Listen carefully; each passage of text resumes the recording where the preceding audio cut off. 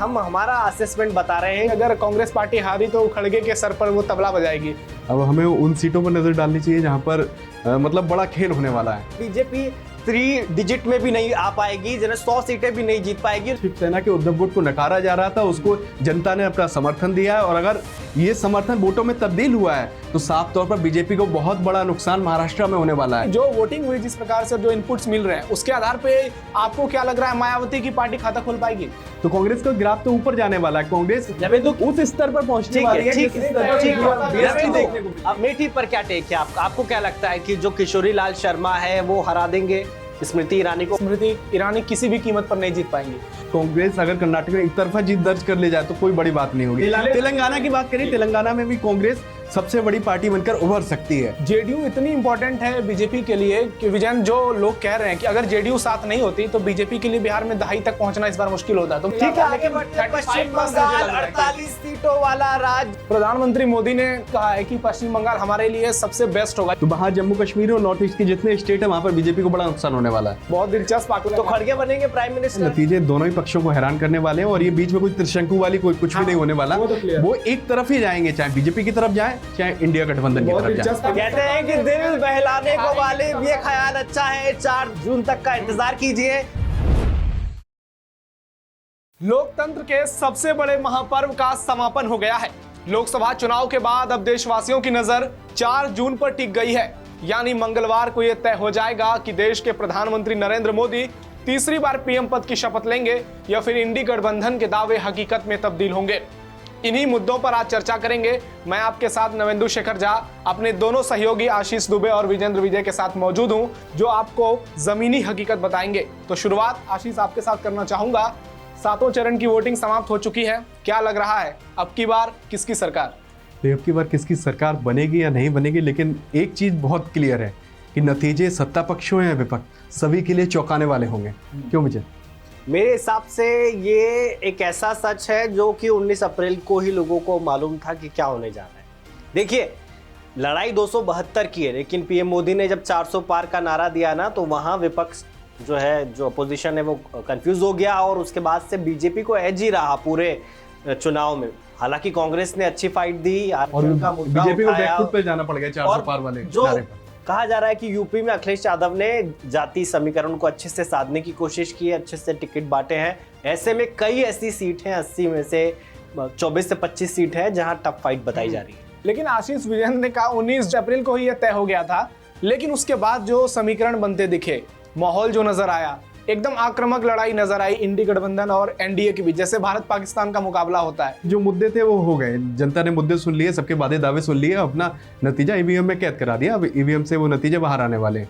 अब हमें उन सीटों पर नजर डालनी चाहिए जहां पर मतलब बड़ा खेल होने वाला है। देखिए, बीजेपी का इंटरनल असेसमेंट ये कहता है कि उसकी टैली यूपी में आगे जाएगी, यानी कि 62-64 तक उनकी पिछली बार अपना दल के साथ में सीटें थी, दो उनकी चुनाव में भी जीते थे, तो उससे ऊपर जाएगी क्योंकि सपा और बसपा इस बार अलग अलग चुनाव लड़ रहे हैं। कांग्रेस के साथ रहने से कोई खास फायदा होगा नहीं। ऐसे में हो सकता है कि कन्नौज या मैनपुरी में भी नतीजे आपको चौंका दे। लेकिन कन्नौज और मैनपुरी की बात हो रही है, वहां पर जितने भी संकेत मिल रहे हैं, जमीनी हकीकत जो वहां की है वो सपा के लिए एकदम शुभ संकेत लेकर आई है। वही हाल आजमगढ़ में भी है, वही हाल रामपुर में भी है, वही हाल संभल में भी है और वही हाल अगर पश्चिमी यूपी में जाएंगे तो सहारनपुर में भी है। तो कुल मिलाकर सपा ऐसी नहीं है कि उसका वजूद खत्म होने वाला हो जैसा दावा करा जा रहा है बीजेपी की ओर से। सपा ने अच्छी फाइट की और कई सीटों पर जीत दर्ज करने वाला। बड़ा सवाल ये है कि 2019 में बीजेपी ने 50% वोट शेयर गेन किया था, यानी कि सामने कोई भी हो 50% अगर किसी के पास है तो जीत तो उसकी होनी है। ऐसे में 30% खुद का वोट बैंक है सपा का माना जाता है, एमवाई फैक्टर वाला।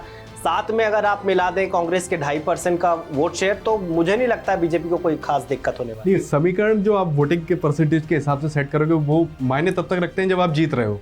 अगर जब आप हार जाओगे फिर आप 50% ले आओगे, चलिए बड़ी पिक्चर देखते हैं। आपके हिसाब से यूपी में कितनी सीटें बीजेपी जीत सकती है और सपा को कितनी सीटें मिल रही है? इस बारे में मैं कोई नजूमी नहीं, क्योंकि मैं भी आशीष का, लेकिन मैं एक सीटों के हिसाब से बता सकता हूं। अगर आप सीटों के बारे में चर्चा करेंगे तो हम उस पर अपनी राय हम लोग रख सकते हैं, लेकिन नहीं, क्या होता है कि तमाम एग्जिट पोल आ रहे हैं, आप तक हम वो चीज भी पहुंचाएंगे कि कौन सी एजेंसी ने क्या पोल किया है, लेकिन उसके पहले हम हमारा असेसमेंट बता रहे हैं कि किस स्टेट में कितनी सीटें एनडीए को और इंडिया को मिल सकती है। आशीष, क्या लगता है कि जिस तरह से बड़े बड़े स्टेट है वहां एनडीए और इंडिया अलायंस की क्या हालत रहेगी? यूपी की बात करते हैं। यूपी की अगर आप बात करोगे, यूपी में जो पिछली बार आंकड़ा था उसके आसपास बीजेपी जा सकती है, लेकिन पूरी तरीके से जा पाएगी ये मुमकिन साफ तौर पर नजर नहीं आ रहा है। अगर बड़ी तस्वीर आप देखोगे तो रायबरेली में कांग्रेस ने अच्छी फाइट की है और जीत की तरफ फूलपुर में भी कांग्रेस और जो सपा का गठबंधन है वहां पर बड़ा दबदबा बनाए हुए हैं। वही हाल इलाहाबाद में भी है, वही हाल कानपुर में भी है,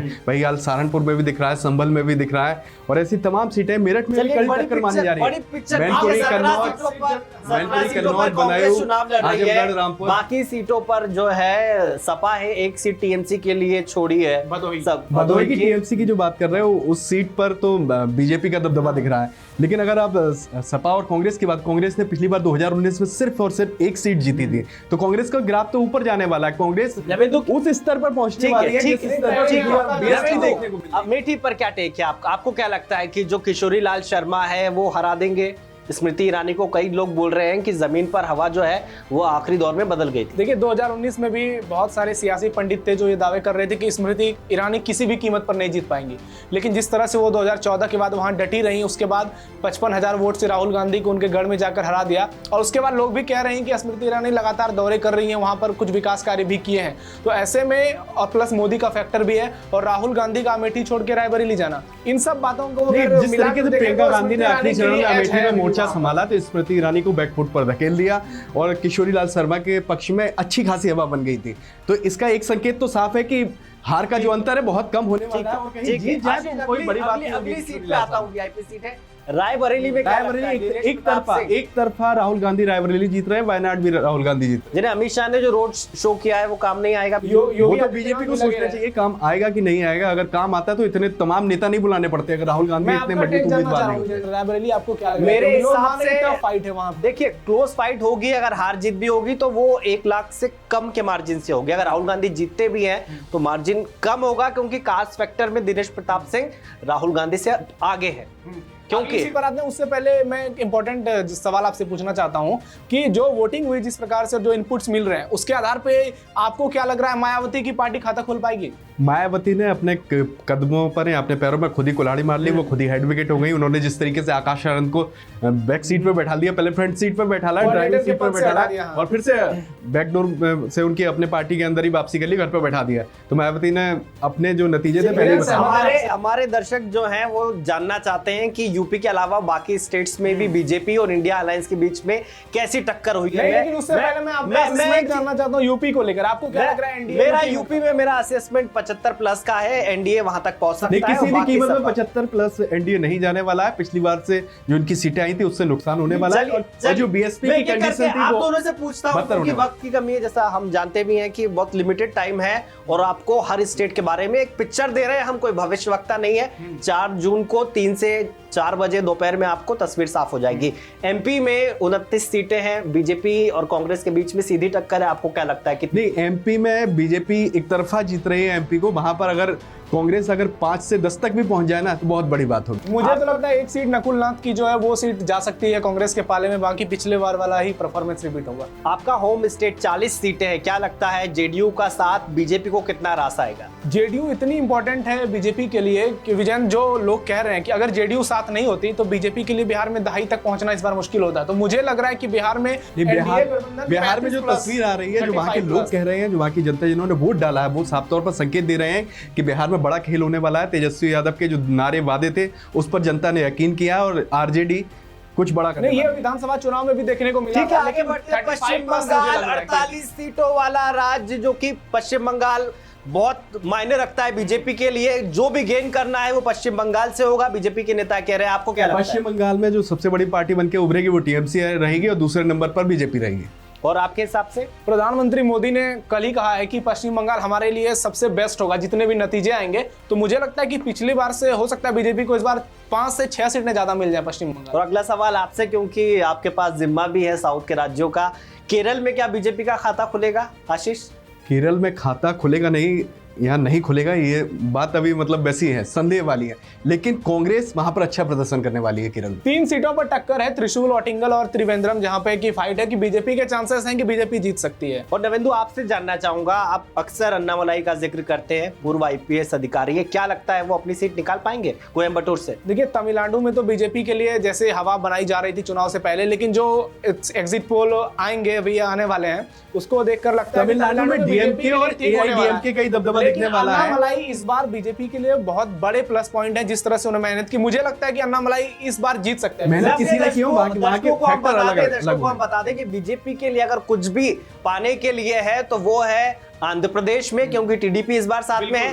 तेलंगाना में जो विपक्ष की भूमिका बीआरएस को निभानी थी वो बीजेपी वहां निभा रही है एक तरीके से। तो ऐसे में आप दोनों का असेसमेंट तेलंगाना के बारे में और आपका आंध्र प्रदेश के बारे में? आंध्र प्रदेश में जो भी उनके साथ आए हैं, जो टीडीपी की आप बात कर रहे हो, तो उनका खुद ही इस वक्त वजूद खतरे में है। वहां पर YSR कांग्रेस है, वही सबसे बड़ा फैक्टर बन के उभरेगी और वो चुनाव बाद किस ओर जाती है इस पर दोनों ही खेमों की नजर रहेगी। और अगर आप कर्नाटक की बात करोगे तो कर्नाटक में कांग्रेस को प्लस पॉइंट मिल चुका है। कांग्रेस अगर कर्नाटक में एक तरफा जीत दर्ज कर ले जाए तो कोई बड़ी बात नहीं होगी। तेलंगाना की बात करें, तेलंगाना में भी कांग्रेस सबसे बड़ी पार्टी बनकर उभर सकती है। नंबर बताने से हिचक रहे हैं आप, नंबर बताइए, आपको क्या लगता है? मुझे पहले मैं आंध्र प्रदेश पे बात करता हूँ। आंध्र प्रदेश में कहा जा रहा है कि सत्ता विरोधी लहर चल रही है, जो मुख्यमंत्री हैं जगन मोहन रेड्डी उनके खिलाफ, और बीजेपी के साथ एज है टीडीपी भी है और पवन कल्याण की भी पार्टी है। तो ऐसे में बीजेपी अभी तक जो शून्य पर थी उसका खाता खुल सकता है और हो सकता है बीजेपी वहां पे गठबंधन के साथ 4 से 5 सीटें भी जीत सकती है। चलिए, 2 मुख्य स्टेट जिस पर सबकी निगाहें होंगी, पहला गुजरात, होम स्टेट है नरेंद्र मोदी का, दूसरा राजस्थान। क्या लगता है 25 में से 25, 26 में से 26 हो पाएगा इस बार? गुजरात में बीजेपी का दबदबा दिखेगा, लेकिन राजस्थान में कुछ सीटों पर फेरबदल हो सकता है और कांग्रेस 5 सीटें जीत सकती है। गुजरात तो एक तरफा रहेगा ही, नरेंद्र मोदी का होम स्टेट है, प्लस आरएसएस का सबसे मजबूत संगठन माना जाता है। मुझे लग रहा है कि राजस्थान में इस बार एक आध सीटों पर खेल हो सकता है, नजर रहेगी खासकर बाड़मेर सीट पर। खेल जो होने वाला है दिल्ली में होने वाला है, हरियाणा में होने वाला है, पंजाब में होने वाला है, महाराष्ट्र में होने वाला है। महाराष्ट्र में जिस शिवसेना के उद्धव गुट को नकारा जा रहा था उसको जनता ने अपना समर्थन दिया है, और अगर ये समर्थन वोटों में तब्दील हुआ है तो साफ तौर पर बीजेपी को बहुत बड़ा नुकसान महाराष्ट्र में होने वाला है। बात अगर हरियाणा की करें तो हरियाणा में जो तमाम आंतरिक सर्वे आए हैं जो सत्ताधारी दल के हैं और उनके जो तमाम संगठनों के हैं, वहां पर भी बीजेपी को नुकसान होता दिख रहा है। और दिल्ली में भी अगर 2 से 3 सीटें बीजेपी हार जाए तो कोई बड़ी बात नहीं। एक चीज ऐड करूंगा कि पंजाब में भी 2019 में भी यही कहा गया था कि बीजेपी 3 डिजिट में भी नहीं आ पाएगी, जिन्हें 100 सीटें भी नहीं जीत पाएगी, लेकिन नतीजे आए बात 303। बात तो सुनिए, कोई अपने मन से नहीं कहता, लोग जाते हैं उनसे पूछते हैं, वहां के लोगों से पूछते हैं। अगर वो 4 लोग अगर बता रहे हैं कि बीजेपी जीत रही है या कांग्रेस जीत रही है, कोई अपने मन से नहीं बताता, कोई अपने मन से नहीं बताता है। हम इस कार्यक्रम के आखिरी फेज में पहुंच गए हैं।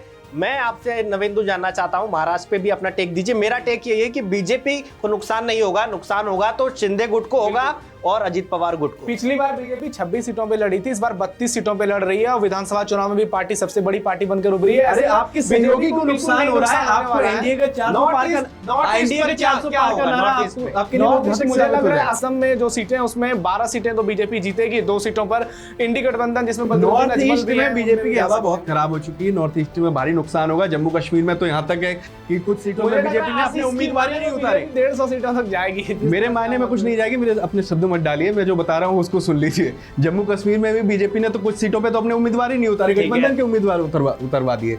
तो वहां जम्मू कश्मीर और नॉर्थ ईस्ट के जितने स्टेट है वहां पर बीजेपी को बड़ा नुकसान होने वाला है। ठीक है, उड़ीसा एक राज्य है विजेंद्र, उड़ीसा बहुत ही इंपॉर्टेंट रहा है, लगातार नरेंद्र मोदी कैंपेन भी कर रहे हैं। आपको क्या लगता है उड़ीसा में इस बार विधानसभा चुनाव भी साथ साथ होने हैं, तो जल्दी से बताइए। ये आखिरी स्टेट है जिसपे बीजेडी कहीं जाने वाली नहीं है। उड़ीसा में बीजेडी नवीन पटनायक का जादू हमेशा चलता रहा है और चलता रहेगा। नरेंद्र मोदी चाहे कितने भी दावे कर ले, लेकिन वहां पर जादू बीजेडी का ही चले। मैं कह रहा हूं कि दर्शकों को बता दूं कि वहां पर विधानसभा का चुनाव भी साथ में हो रहा है, लोकसभा का, और जो ट्रेंड है वो बदलता नजर आ रहा है। नरेंद्र मोदी ने बार बार कहा है कि 10 जून को हमारी सरकार बनेगी और वो एक कमेटी बनाएंगे जो इस बात की जांच करेगी कि नवीन पटनायक की तबीयत आखिर इतनी खराब कैसे। नवीन पटनायक ने तभी तो कह दिया, भाई अगर आपको मेरी तबीयत की इतनी चिंता तो एक बार कॉल करके पूछ लीजिए जनता के बीच में क्यों मुद्दे उछाले जा रहे हैं। पंजाब भी बीजेपी के लिए काफी इंपॉर्टेंट है, तो पंजाब, हिमाचल और ये तीसरा स्टेट जो उत्तराखंड, ये इसको कैसे देख रहे हैं? पंजाब में जो भी फाइट होगी ना आप और बीजेपी के बीच में, कांग्रेस को वहां कुछ नहीं मिलने वाला। अगर आपको मिलती है तो 1-2 सीटें मिल जाएंगी, लेकिन एक आध सीट जा सकती है। बीजेपी को वहां फायदा हो सकता है। उत्तराखंड में क्या लग रहा है, 5 की 5?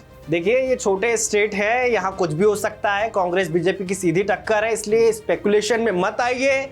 4 जून का इंतजार कीजिए, दूध का दूध पानी का पानी हो जाएगा। तो आप लोगों ने आकलन ओवरऑल एक आंकड़े दे दीजिए, आप तमाम नंबर बता रहे हो, बता दीजिए जानना आप। चाहूंगा। मैं तो नंबर बता ही नहीं रहा, मैंने मेरा नंबर यह है कि बीजेपी 303 प्लस रहेगी। 3 मुद्दे बीजेपी के हक में गए हैं, पहला राष्ट्रवाद, दूसरा राशन, तीसरा राम मंदिर। ये 3 मुद्दे बीजेपी को हिंदू सरकार मुस्लिम में भी तो गिना वापसी दीजिए। करें। बीजेपी की बात करें, हिंदू शुरुआत राम मंदिर में अगर हिंदू नहीं काउंट होंगे तो किस में काउंट होंगे मेरे दोस्त? अब मुझे लगता है कि बीजेपी 320 के आसपास रहेगी और एनडीए 360 प्लस रहेगी। मेरा जो मानना है, नतीजे दोनों ही पक्षों को हैरान करने वाले हैं और ये बीच में कोई त्रिशंकु वाली कोई कुछ भी नहीं होने वाला। वो तो clear है। वो एक तरफ ही जाएंगे, चाहे बीजेपी की तरफ जाए चाहे इंडिया गठबंधन। बहुत दिलचस्प आकलन तो है। खड़गे बनेंगे प्राइम मिनिस्टर अगर इंडिया गठबंधन की तरफ जाते हैं। वो राहुल गांधी बता सकते हैं, खड़गे बता सकते हैं और जिनके सहयोगी हैं वो बता सकते हैं। कहते हैं कि दिल बहलाने को वाले ये ख्याल अच्छा है। 4 जून तक का इंतजार कीजिए। मेरे साथी एंकर वाइंड अप करेंगे शो को। बिल्कुल, खड़गे के साथ वाइंड अप करना चाहूंगा। हिमंता बिस्वा शर्मा ने कह दिया है कि अगर कांग्रेस पार्टी हारी तो खड़गे के सर पर वो तबला बजाएगी। तो देखते हैं क्या होता है। तो ये देखना बेहद दिलचस्प होगा मंगलवार को जो नतीजे आएंगे, जो आंकड़ा है वो किसका आएगा। मंगल होने वाला है? किसका मंगल होने वाला है? नरेंद्र मोदी तीसरी बार देश के पीएम बनेंगे या फिर इंडी गठबंधन जो है उनके दावे हकीकत में बदलेंगे? क्या होगा पिक्चर, हम आपके साथ लगातार बने रहेंगे 4 जून को। फिलहाल इतना ही। देश दुनिया की तमाम खबरों के लिए आप जुड़े रहिए श्रेष्ठ यूपी के साथ। यूपी की हर खबर देखने और उनसे अपडेट रहने के लिए हमारे चैनल श्रेष्ठ यूपी को सब्सक्राइब और लाइक करें। साथ ही बेल आइकन को दबाना ना भूलें, जिससे हमारे हर वीडियो की जानकारी आप तक पहुंचती रहे।